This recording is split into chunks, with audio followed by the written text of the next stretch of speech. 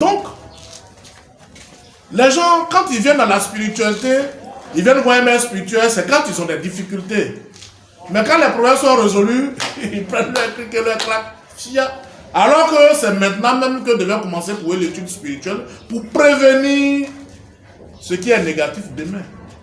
Mais les gens se contentent de résoudre leurs problèmes et puis ils s'en foutent.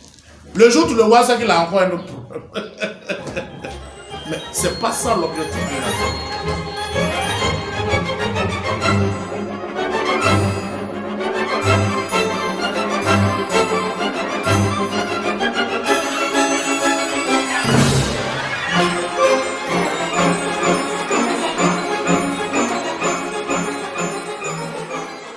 Lévitique 10, verset 6.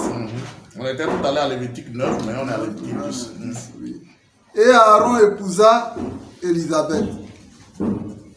Remarquez que Bethsabée était destiné à être l'époux de David dès le jour de la création du monde. Suivez bien, dès le jour de la création du monde.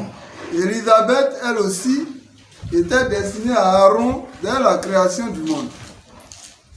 À cela près que la première était destinée à son époux pour partager sa rigueur, puisque David répandait du sang dans ses guerres. Voilà, David était un soldat, il était un guerrier. Donc, ceux qui devaient l'accompagner dans ses conquêtes guerrières devaient avoir une énergie particulière. N'oubliez pas, tout à l'heure je vous ai dit que chaque animal joue un rôle, que ce soit dans une maison comme dans un pays. Il n'y a donc pas de hasard. Et parler de dame sœur, c'est dire en même temps toutes les vérités spirituelles. Est-ce qu'on est d'accord? On avance. David répandait du sang dans ses guerres, tandis que la seconde, c'est-à-dire Bethsabée, était destinée à partager la clémence de son époux. Attendu qu'Aaron avait pour mission de bénir. Suivez bien, on a parlé d'Aaron tout à l'heure et puis Moïse. C'est pourquoi la première avait le nom de Bethsabée, Beth-Sheba. Beth-Sheba, voilà. Et la seconde s'appelait Élisabeth, Élie-Sheba. Rabbi Simeon dit, les paroles de l'écriture sont de la trompette. Oui. Désigne Jacob qui divulgua par la parole la pensée des autres patriarches. Un instant. Vous allez voir que quand vous allez étudier les écrits sacrés, on va vous parler de Jacob, on va vous parler de Job, on va vous parler de Joseph, hein? Et puis on vous parle de qui encore? De Josué. Mais pourquoi tous ceux qui ont aidé le peuple juif à s'élever à une certaine hauteur, à une certaine dimension, ont toujours les noms qui commencent par J, emblème de Yod. Tout à l'heure, au début de notre entretien, je vous ai parlé des mystères des lettres hébraïques qui sont partis des hiéroglyphes. Et je vous demanderai d'ailleurs de faire des recherches, d'étudier les lettres hébraïques, qui sont le principe de 22 polygones réguliers.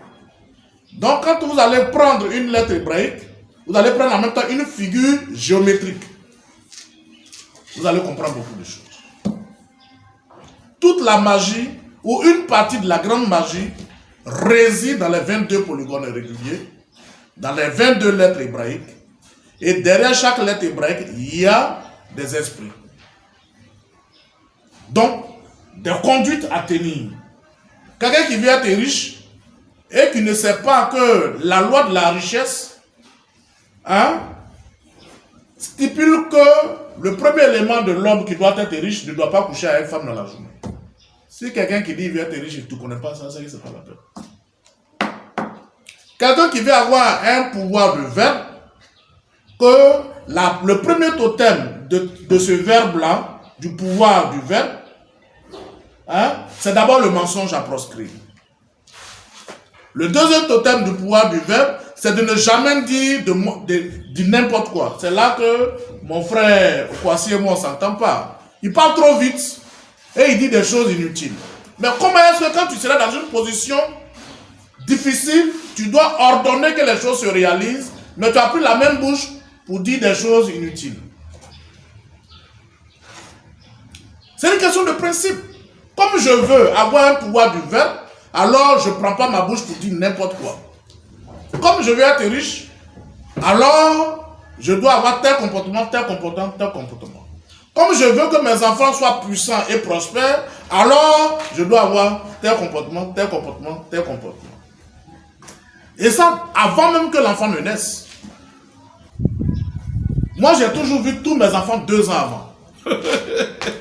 Une grossesse fait 9 mois, mais moi, je les vois 2 ans avant. Celui qui va rester, je sais. Celui qui ne va pas rester, je sais. Donc, les gens, quand ils viennent dans la spiritualité, ils viennent voir un maître spirituel, c'est quand ils ont des difficultés. Mais quand les problèmes sont résolus, ils prennent leur cric et leur claque. Alors que c'est maintenant même que devait commencer pour eux l'étude spirituelle pour prévenir ce qui est négatif demain. Mais les gens se contentent de résoudre leurs problèmes et puis ils s'en foutent. Le jour où tu le vois, c'est qu'il a encore un autre problème. Mais ce n'est pas ça l'objectif de la spiritualité. La spiritualité doit être l'étude de la loi constante et permanente dans le but de maîtriser les forces du mal.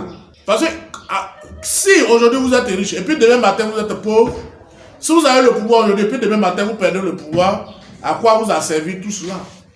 Vanité des vanités, poursuite de vent. Donc en étudiant la loi, cela nous permet d'avoir ce que nous appelons non seulement une certaine autonomie, mais surtout une certaine pérennité dans tout ce que nous faisons. Une certaine solidité dans tous nos pouvoirs que nous acquérons. C'est-à-dire, moi j'ai une chose que je veux bien comprendre. On me dit par exemple que tout ce que Dieu donne n'est jamais suivi de chagrin. Vrai ou faux? Donc si tant est que Dieu m'a donné quelque chose, il ne doit pas avoir des douleurs derrière. Mais pourquoi est-ce que des gens ont des pouvoirs, ils ont du matériel, et puis après, ça leur crée d'autres problèmes? Donc ça veut dire quoi? Ça veut dire que ce n'est pas Dieu qui leur a donné alors. Ça aussi, c'est une question qui mérite d'être une sérieuse réflexion. Étant entendu que Dieu est Dieu, et c'est de ça que nous sommes en train de parler. Depuis la création du monde, celle qui devait marier Jacob était connue, celle qui devait marier David était connue, ainsi de suite, ainsi de suite. Mais cela se fait par le principe du mérite. Si quelqu'un n'est pas méritant, pourquoi il va avoir une femme vertueuse? Elle va l'accompagner, tu auras la femme qu'il te faut pour que tu ailles dans la bêtise. C'est clair. C'est pas moi qui le dis. Tu auras une femme qui va t'entraîner dans la bêtise si tant est que ton âme est faite pour faire la bêtise. C'est pas moi qui le dis. Continue. Rabbi Simeon dit, les paroles de l'écriture sont de la trompette, désigne Jacob qui divulgua par la parole la pensée des autres patriarches. Voilà. Le son qui sort de la trompette est composé d'eau, Suivez bien. de feu et d'air. Et c'est ce qu'on appelle l'haleine. Et ce sont ces 3 éléments unis qui constituent la voix. Voilà. De même, la Mère suprême manifeste les pères, les 3 séphirotes supérieurs révélés par la Mère Verbe. De même, la Mère suprême manifeste les pères par la voix et les fait sortir de la pensée pour être révélés dans la voix. Il y a 2 voix. Suivez bien. Une voix articulée qui sort de la voix inarticulée.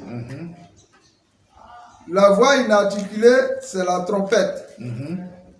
La voix articulée est celle qui sort de la trompette. Ok, un instant. Vous avez, j'ai fait circuler une vidéo au début de la pandémie de la coronavirus. Ce n'est pas ça? Où les Juifs se sont mis sur une grande hauteur, ils se sont rassemblés, c'était dans quelle ville là? Et ils ont sonné leur corps. Bravo vous. Ils ont sonné du corps pour neutraliser les forces du mal. Et nous avons vu la suite. Et donc, le corps existe chez nous les ouais. Mais lorsque les Occidentaux sont venus, Ils ont convaincu nos parents que le corps est diabolique. Que nos traditions ne sont pas bonnes.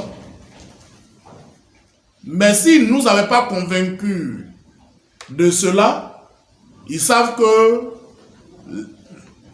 les hommes, les Africains, particulièrement les hommes de l'Ouest, sont des puissants guerriers.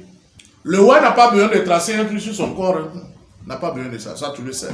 Les Juifs ont ceci de particulier. Quand tu compares même la tradition judaïque ou sioniste, d'abord les boubous qu'ils portent, c'est les boubous de chez nous. Ils ont le corps de chez nous. Et il y a un Dion Robert, que je remercie d'ailleurs, c'est grâce à ce monsieur-là que moi j'ai connu la Bible, depuis les années 85, qui était encore petit. C'est M. Yael Dion Robert, le docteur Yael Dion Robert, qui m'a instruit sur les principes, les premiers principes de la parole de Dieu.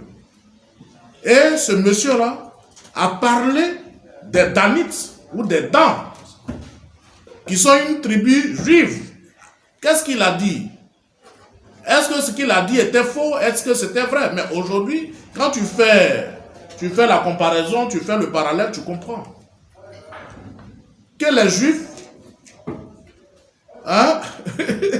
sont traditionnalistes comme mes parents dans les Yacouba. Le Yacouba n'a qu'à aller être prêtre, mais il est toujours fidèle à sa tradition. Les Sénoufos, ils n'ont qu'à être prêtres, imams, mais ils sont toujours fidèles à leur tradition. Ça veut dire que la vérité est quelque part. Qu'on se dise la vérité. Le vrai Yacouba, il est attaché à sa tradition, pour ne pas jouer là-bas. Comme le Sénoufo. Et les Juifs sont en train de nous parler de leur tradition. Et parler de Kabbalah, c'est parler de la tradition. Aucune tradition n'est mauvaise en elle. Mais ça dépend des détenteurs de cette tradition. De ce qu'ils en font. Je n'ai pas fait de critiques sur mes parents Yacouba. Mais à un moment, il y a eu des masses de... Plusieurs, ma grand-mère a un petit sang qui vient de chez les Yak. Donc, je suis leur petit-fils, ils vont me pardonner ce que je vais dire. Donc, un jour, on a un de nos vieux ici qui a fait venir un masque qu'on appelle Arif. Il est censé attraper les sorciers. Suivez-moi bien, parce que ça, c'est un élément fondamental. Chez nous, quand ils arrivent chez nous, on les appelle Bapouké. Bon, ils ne savent pas Pouké, là, ce que ça veut dire. Ben, donc, la base, c'est le bar, qui est un masque. Donc, il vient pour attraper le sorcier. Puisque il y a un monsieur, vraiment, il avait des pratiques bizarres. Les gens mourraient autour de lui d'une certaine manière, là, lui et sa femme. Donc, quand Bah arrive, il va rendre visite à ces gens-là, mais pas à le masque. Il va de façon humaine. Quand il rentre dans la maison de monsieur, lui et sa femme l'appellent, puis on lui remet 500 000. Suivez-moi bien, il dit, ça fait un tollé à Niger ici. Donc, suivez-moi bien, pourquoi est-ce que nous devons mettre l'accent sur la formation, sur la probité morale de tous ceux qui sont censés détenir les choses sacrées. Le monsieur a pris 500 000 le lendemain matin. Tous les jeunes dedans étaient quelque part, c'est passé à Yopougon. Et puis il fait son jugement, il dit non, le vieux là n'est pas sorcier. Il a dit, les gens brûlent. C'est après, quand les jeunes l'ont frappé normalement, que la vérité est sortie, il avait reçu 500 000. Du n'importe quoi. Du n'importe quoi. C'est pas ton rôle. C'est pas ton rôle.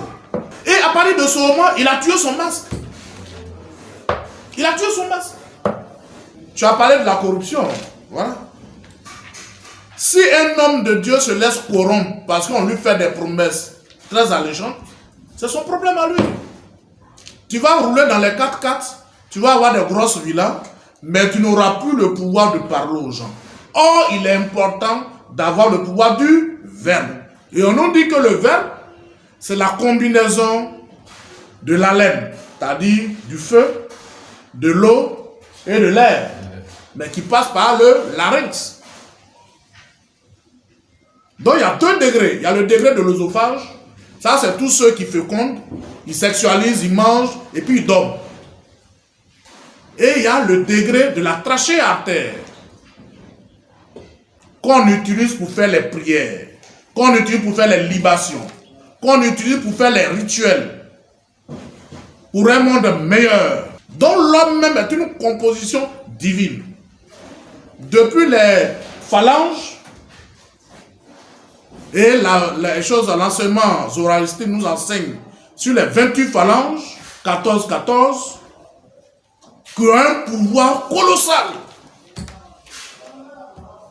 Sans parler même de l'œil, ni de la narine, ni de la bouche, ni des fonctions des dents, sur le plan métaphysique. Mais c'est extraordinaire la Kabbale. Mais il appartient à nous autres de donner nos enseignements à des gens qui sont préparés. J'ai donné le cas de notre bar qui s'est laissé corrompre. Mais si moi je dois vous donner des enseignements, pendant que moi je pratique les mêmes enseignements pendant 20 ans, sans faillir, sans aller à gauche ni à droite, en restant toujours dans le principe de la vérité, parce que j'accepte les douleurs, puis c'est de ça qu'il s'agit. J'accepte de manger mon diable de bois tous les jours, que de chercher les voies et moyens pour rouler dans les 4x4. Moi j'ai cette chance-là d'avoir accès au bâtiment des conseillers du président de la République, où on m'a fait sortir des courriers de pasteurs, où j'ai lu moi-même, on me dit, le monsieur a écrit un pasteur, que lui doit faire, Dieu l'a révélé. Dieu m'a révélé que mon mariage doit se faire dans la voiture présidentielle. Ma chaussure doit coûter 400 000. Mon costume, c'est un costume de 1,5 million. Un pasteur qui écrit ces choses. Et le conseiller d'alors, paix à son âme, monsieur Kona, il dit, Marius, tu vois, quand on voit ça là, quand quelqu'un vient et puis il dit les pasteurs, les hommes de Dieu, nous-mêmes, ça nous décourage. Il dit, tu as vu, toi-même tu lis, non? Et il y en a plein ici, tu as vu, tout mon casier est rempli de courriers de bêtes comme ça. Lui, ça dit la voiture du président de la République s'est détendue, va faire son mariage. Oh! Il dit, Marie, tu as vu? Tu as vu? Tu vois? Mais quand tu finis de recevoir, de réceptionner des courriers de ce genre-là, est-ce que tu as respecté un homme de Dieu ou un pasteur ou un imam? Ils te disent des trucs vraiment. Et c'est ce courrier, maman, il a envoyé au chef de l'État. Il dit, ah, grand frère, c'est ça, tu vois, alors il dit, ah, vraiment. Toi aussi, ta bouche là aussi, là, toi, bon, faut flatter un peu les gens. Il dit, mais je ne sais pas faire ça. Oh. Moi, je sais parler de Dieu et des lois. Il dit, ah, ça là, ton affaire là, c'est compliqué. Il est d'accord, il n'y a pas de problème, il est assumé. Et ça fait 20 ans que j'assume. Je suis toujours dans la même vieille voiture. Avant, j'allais à la présidence à FM. Donc, on voit la école sur les terres. Il y a un ami, une réunion. Il dit, ah, Marie, tu vas me prêter ta haine quand il allait faire un show au mariage. Et puis, ça rit entre eux là. Donc, moi, j'ai rien dit. Les 2 semaines qu'on suivi, on avait une rencontre. Je suis allé à Cherokee. Vous ne pouvez pas savoir que j'avais plusieurs voitures. Mais j'ai plus aimé la R4. C'est la seule voiture dans laquelle tu es, puis tu es à l'aise. Qui va te braquer? Et j'ai fait 5 ans avec cette voiture. Ah, ma vieille Mercedes que vous connaissez, ça fait 12 ans que je l'ai. Je m'en m'aide pas. C'est quand tu es envieux que tu te fais avoir. C'est quand tu es envieux. Et il y a des gens ici, en Côte d'Ivoire comme ailleurs, qui disent que eux, ils sont par exemple dans le ministre de Dieu. Quand ils doivent sortir, on bloque la route. Ils ont garde de quoi? Bloque la route. Ah, Joe, toi tu es homme de Dieu et puis tu as garde de quoi qui a pucelé?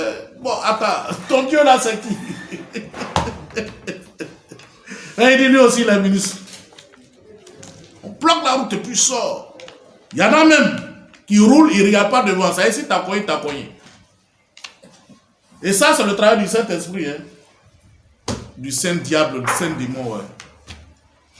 On reconnaît un arbre à ses fruits. Et c'est eux. On ne sait pas par quel pouvoir. Ils s'en vont mentir aux dirigeants pour dire non. Nous, on t'a prié. Tu vas rester au pouvoir. Tu vas même vivre 200 ans.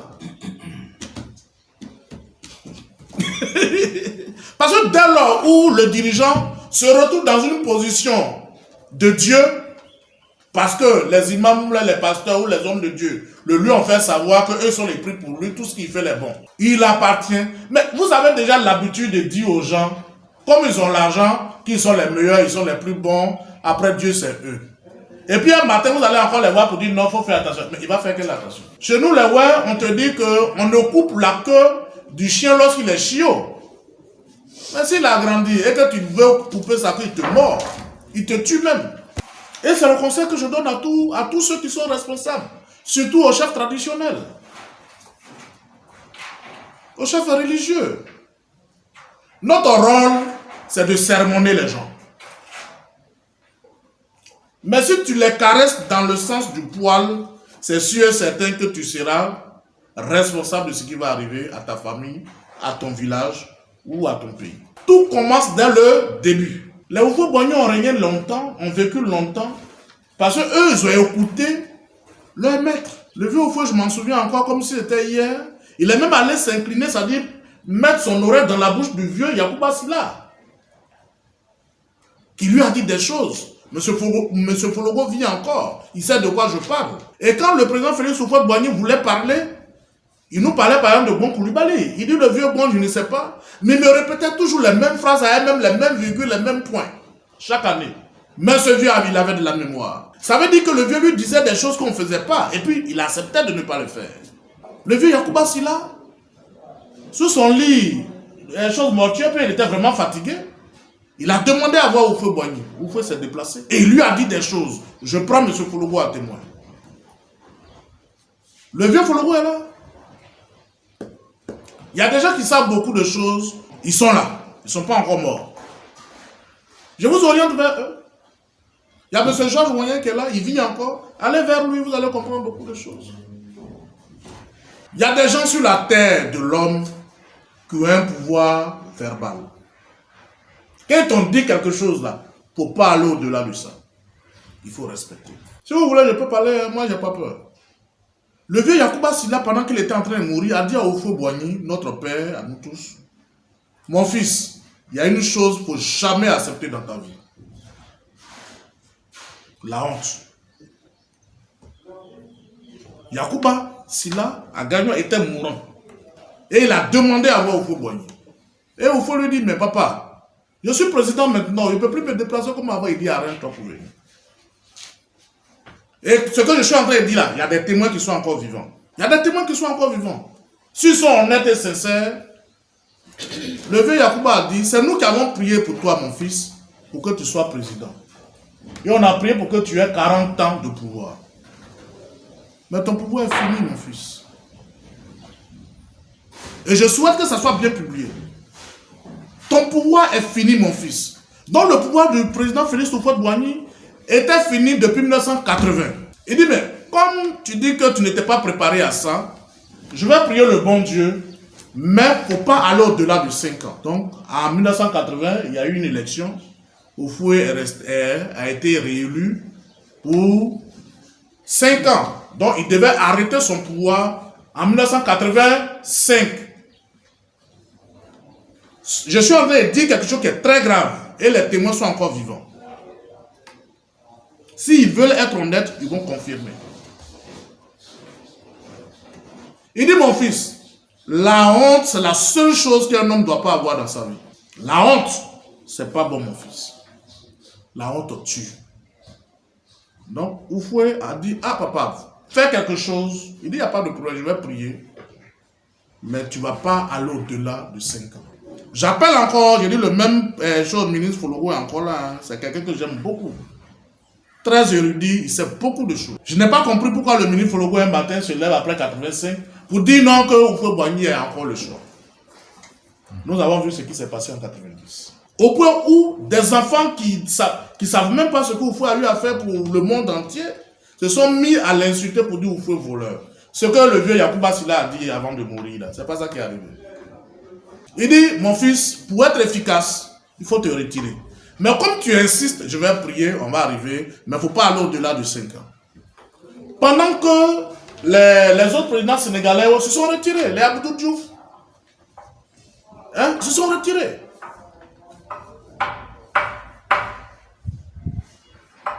Et plus plus tard, Oufo Boigny justifie qu'il était allé voir le roi de Gondoukou, qui lui aurait dit qu'un chef, un roi mourrait au pouvoir. Mais tu n'es pas dans un royaume. Et la honte qu'on devait éviter est arrivée. Avec tout ce qui a suivi après. S'il y a une chose que vous et moi nous devons éviter, c'est la honte. Et il ne faut jamais donner la honte, même à ton ennemi le plus. Et lorsque nous étudions bien la vie de David, David a évité de donner la honte à Saül. David a évité de donner la honte à Saül qui le traquait par tous les moyens. David, dont nous sommes en train de parler, a évité de donner la honte à Saül. Pendant que la vie de Saül était en son pouvoir. Et je souhaite que chacun médite là-dessus. Quelqu'un t'a fait du mal. Moi, j'ai quelqu'un qui m'a fait du mal un jour. Bon, j'en ai souffert. Et puis un soir, vous savez que je dors vite. Le monsieur m'appelle vers 20h. Je dormais déjà. Il dit, il y a quoi? Il dit, ah, ma reçu, tu ne m'envoies pas 2000 francs, c'est pas bon. Il dit, mais regarde l'heure qu'il est. Viens t'envoyer par quel moyen? Il dit, non, tu peux faire... Il dit, mais je n'ai rien sur mon compte. Bon, c'est pas un problème, reste tranquille. Et puis, j'ai appelé le fils d'Ondry, là. Il dit, ah, Didier, excuse-moi, je suis couché, mais j'ai mon frère, là, je ne sais pas quel est le problème qu'il a, mais il dit, il est coincé. Voici son numéro, fait un dépôt de 5 000. Il m'a demandé 2 000. Il dit, fait un dépôt. Parce que s'il a demandé 5 000, il a trouvé que c'est trop. Donc, mais quelqu'un qui t'appelle la nuit pour dire qu'il a un problème, attends, il faut lui donner au moins quelque chose de raisonnable. Bien qu'il est malade, il doit prendre un taxi, 2 000, ça ne peut rien faire. Donc Didier, pardon, envoie-lui 5 000. Demain matin, tu me connais, je vais venir donner ton argent. Ce qui a été fait. Mais quelqu'un d'autre aurait dit non, lui la façon il m'a fait, le mal qu'il m'a fait là, je vais le laisser dans son problème. Mais si la honte qu'il va avoir demain, ou même cette nuit au moment où il m'appelle là, si c'est par moi la honte doit venir, c'est que c'est pas la peine. C'est que je ne crois pas en Dieu. Le monsieur a eu le courage de t'appeler, sachant ce qu'il t'a fait. Vas-y. 2000 là, grand frère, moi je ne peux pas t'envoyer 2000. Je t'envoie quelque chose pour regarder. Ah oui, ma femme a reçu, elle dit c'est 5000. Mais quand on va se voir, tu vas m'expliquer, parce que tu sais qu'il dort. Mais, vraiment, prochainement, il faut me prévenir au moins dans la journée.